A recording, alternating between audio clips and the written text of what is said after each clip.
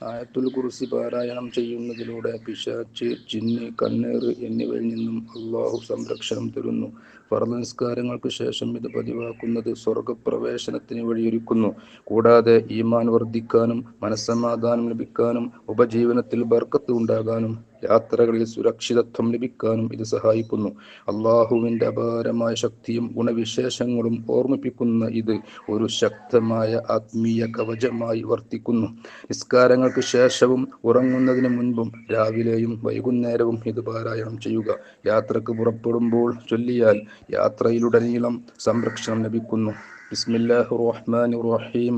അല്ലാഹു ലാ ഇലാഹ ഇല്ലാ ഹുവൽ ഹയ്യുൽ ഖയ്യൂം ലാ തഅഖുദുഹു സിനത്തും വലാ നൗമുൻ ലഹു മാ ഫിസ് സമാവാതി വമാ ഫിൽ അർദ് മൻ ദല്ലദീ യശ്ഫഉ ഇൻദഹു ഇല്ലാ ബിഇദ്നിഹി يعلم ما بين أيديهم وما خلفهم ولا يحيطون بشيء من علمه إلا بما شاء وسع كرسيه السماوات والأرض ولا يؤوده حفظهما وهو العلي العظيم.